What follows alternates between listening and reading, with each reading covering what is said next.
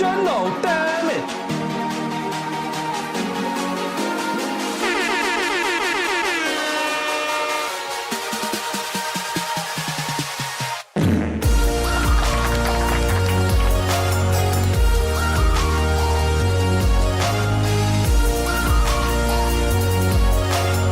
Good morning. Last night at the DNC, it was just a crazy fest where Matt Walsh actually crashed the party. Oh, no one saw that coming for his new movie, Am I a Racist? What is a racist? The Obamas finished off the night with jokes and typical Obama stuff. Barack Obama, borderline put me to bed. Sanders and J.D. Pritzker had a viral moment that we'll get into, and cops and rioters clash. It was a full freaking night, but let's get started. This is how the chaos actually got started, and I'm genuinely, apparently, I'm pretty jealous of this intro, because Republicans had Kid Rock. I mean, no offense to Kid. I can't remember the last time I even listened to you, man. Okay, here is my man, Lil Jon. Yeah! Drink some coffee while Ladies you do and this. gentlemen, we are here tonight to officially nominate Kamala Harris for president. He said Kamala Harris. I just caught that. Wow. What a racist. It's Kamala.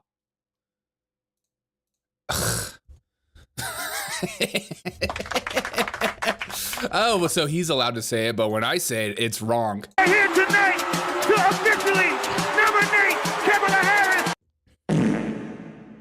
It's not Kamala. But one of my favorite chants of the night was this chant. This chant was amazing. This chant was breathtaking. This chant is a chant that you will always remember, especially if you're a Democrat. You're going to remember this moment for the rest of your life. You're going to say, this was the moment everything changed. I'm going to come.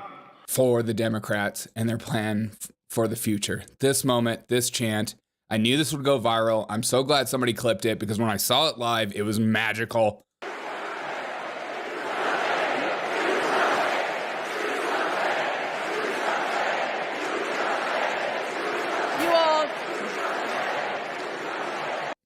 Do something.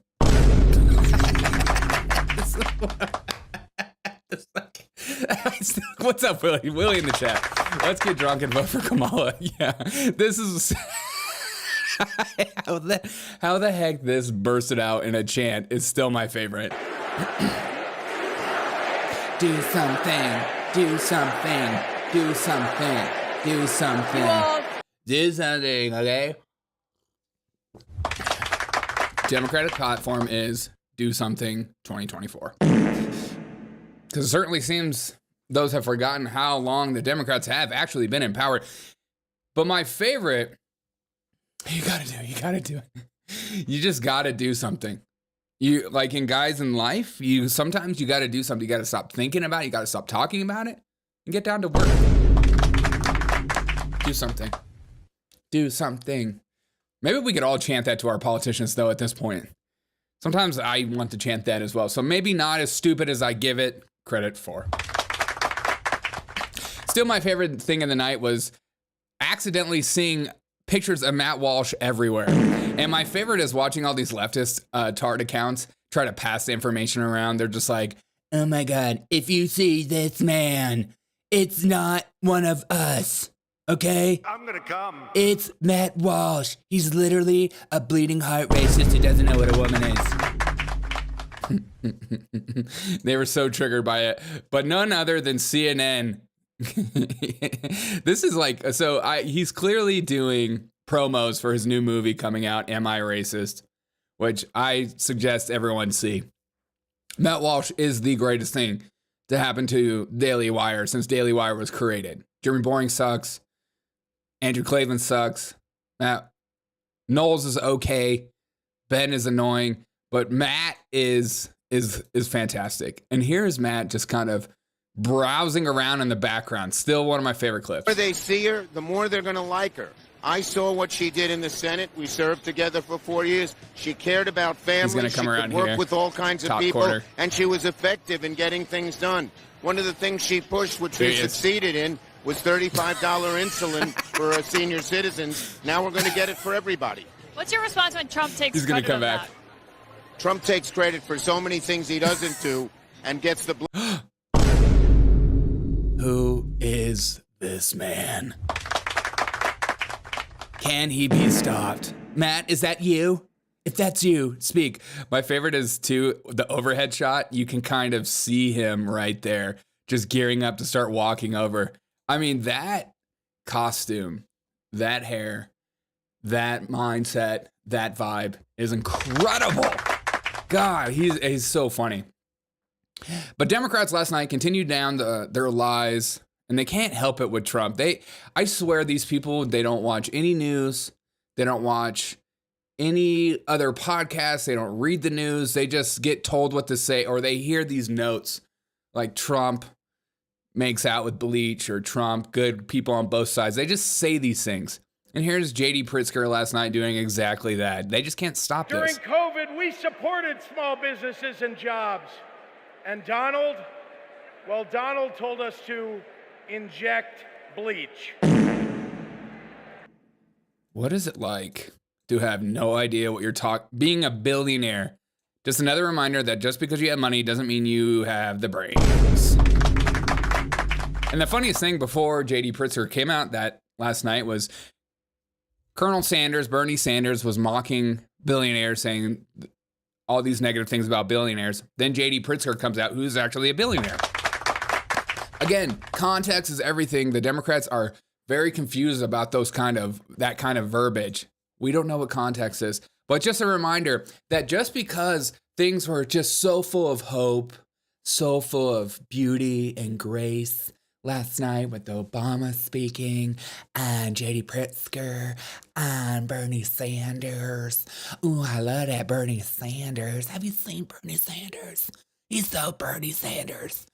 But even though there was so much hope, so much joy, last night outside, it wasn't joy or hope whatsoever.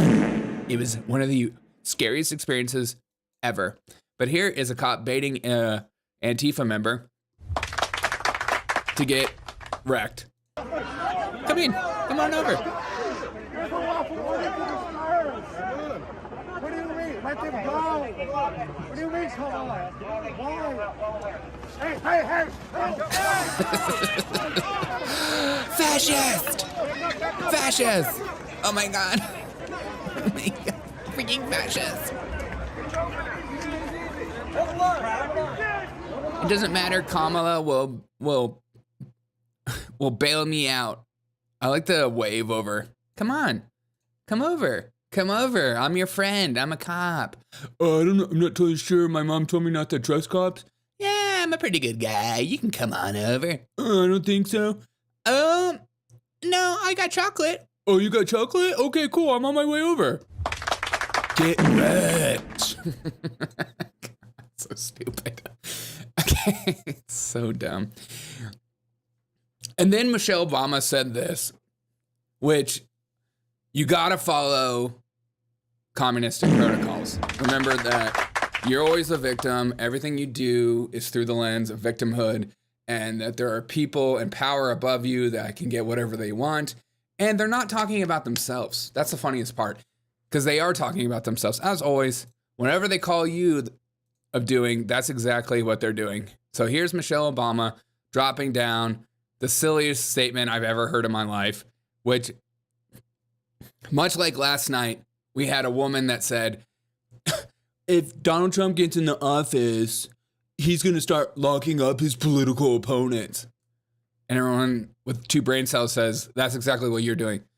No, this one's different. It's Donald Trump. So Donald Trump is not a political opponent. He's Donald Trump. You know what I mean?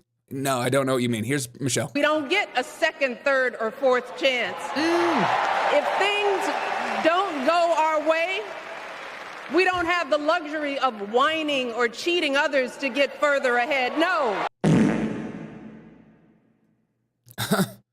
What? We don't have the luxury of cheating others or getting further ahead. And Barack Obama might have been the worst part of last night. He has no energy.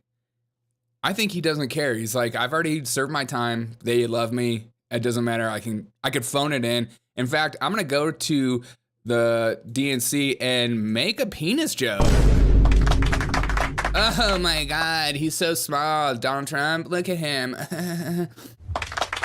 Why he was in Comedians in Cars getting coffee, I have no idea. This was one of the dumbest parts of the night, but it almost made me laugh, so I guess it counts. You got me. And also the Democrats did their typical thing of, I'm a white guy that used to like Trump and I voted for Trump in 2016 and I'm deciding to change my vote. I want Kamala Harris because I'm consistent and I'm not doing this for money at all. But here's the thing. So to sum it all up, I think the most important things to take away from the night is they didn't continue down the woke thing. They didn't really talk about wokeness. There was one person that shared their pronouns. One that I saw. I think it was some she, he, they out of Oregon. Let's get a clap. At least they're on character. At least they're on point. Not a lot of woke stuff. Still talked about the Patriots. I even thought I heard a moment where they called themselves America First. Whoa.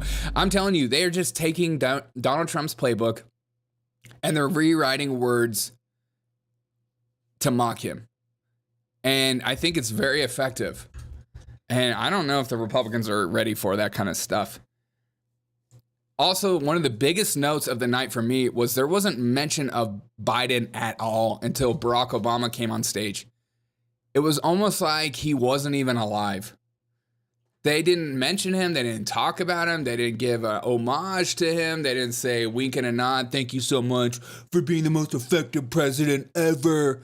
You know, whatever like thing that they just reiterate over and over again and tell themselves so many times they feel like it's true. He's the best president ever. He should be on Mount Rushmore. I swear to God. Violet says, I think they read the room because they know young people don't care about the DNC. Yeah, the DNC has become cringe for young people. And it's very evident if you look in the crowds, there's like a few young kids, but it's mainly like 50s and 60-year-old women. That's the Democratic Party. Sorry, that's who they're placating to. That's why no mention of Biden and so much mention and heavy emphasis on being how empathetic Kamala Harris is. She's literally so motherly. She loves you. She'll die for your sins. She'll lay her life down for you. Kamala Harris is so motherly.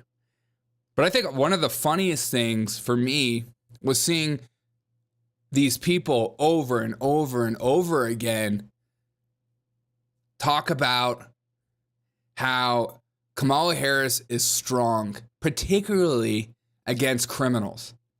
You know, and the story right now everywhere is that these criminals are getting set out free. They're not having to go to jail. They're getting released early, and then they're just going out and committing more crimes. Or that their crimes are so low in price-wise, like if they don't steal over $996, then you don't go to jail. You just get like a slap on the wrist. So crime is so rampant. So that's kind of like, oh, so she's going to fix our crime. That's a lie. Because here's a perfect example of why last night was just all lies. This man on CNN absolutely destroyed them and left them probably absolutely speechless. Listen to this. Just a good reminder of who's actually kind of been in charge consistently. Has it been the Republicans? In all these speeches, as good as they were, is that she's in the White House right now. Mm-hmm. Democrats have controlled the White House for 12 of the last 16 years. And for all of the talk about division and the problems in the country and people are hurting. Can I hear that one more time? Because I almost forgot that myself. White House for 12 of the last 16 years. And Democrats have been in the White House for the last 12 of the last 16 years. And for all of the talk about division and the problems in the country and people are hurting, Democrats have mostly controlled this country. Trump had it for 4. The Obamas and Biden had it for the rest of the time. And somehow, it's still all Trump's fault, and somehow she hasn't been at the center of it. So to me, that's still the glaring hole in this campaign that hasn't yet been solved at the convention. How do you explain all of the problems that will be solved by the person who is currently in there for the last 3.5 years, who is supposed to already be working on solving it? I'll tell you right now, they're not. They are ignoring that any problems actually exist. If you look at inflation, if you look at the statistics, actually, inflation's pretty good. Things are on the upswing compared to last year.